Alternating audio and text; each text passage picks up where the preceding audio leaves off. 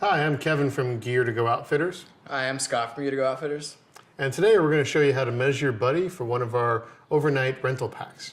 The best way to do this is to have them turn around, have him or her find the crest of their hip bone, the iliac crest, and put their fingers on that, and then use their thumbs, as Scott is doing now, to kind of point out where that is along the spine. I'm going to ask Scott to lean his head forward, and that'll make the bony part of his neck really prominent. I'm going to put one end of the tape measure on that bony part of his neck, which is the C7 vertebra. And now, Scott, if you can kind of bring your head up to a normal position. I want to make sure to bring it up there so it doesn't give you a bad reading here. And then we'll measure down from the C7 vertebra to the iliac crest to where he's pointing it out.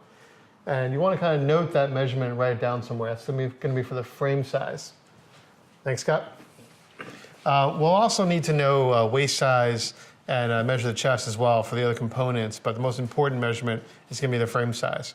So now we've got a pack that's ready-made for Scott here. It's a medium frame, and all the components are correct.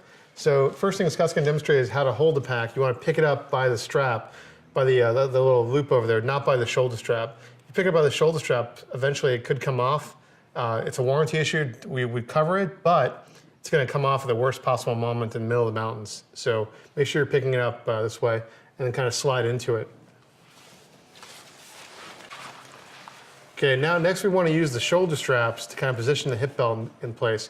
We want to get the top of the hip belt slightly below the top of the hip bone. Scott, if you can demo that real quick. So we want to make sure that there's just about a thumb's length of distance from the top of the hip belt down to your iliac crest. Does that fit? Cool. And then you want to tighten the hip belt and make sure it kind of stays snug. With no weight in the pack, it's going to rise up a little bit. So maybe if you're just testing it out, don't put too much weight in there. Then we want to kind of take the tension out of the shoulder straps, just kind of pull down and back. You don't want to make them too tight. If you make them really tight, it's going to put the weight on the shoulders. And the goal here is to put the weight on the hip bones. So once we got them in place with weight in there, you might even crack them open a little bit. Just kind of crack that buckle, so lifting it up. That's going to, again, the whole goal is to transfer the weight to the hips. Play around with it. You pull down and back, and you feel the weight on your shoulders, then crack it open a little bit and get it to the hips. Finally, we have the load lifters, which I'm actually going to demonstrate over here. We want to take the tension out of them. You'll see people talk about angles. Don't worry about that. Just, you don't want to crank it. Sorry, Scott.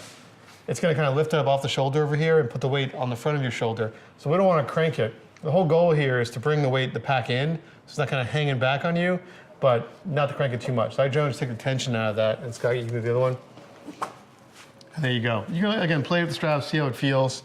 The last strap you want to worry about is the sternum strap. Most people, it's the first thing they want to adjust. It's the least important strap.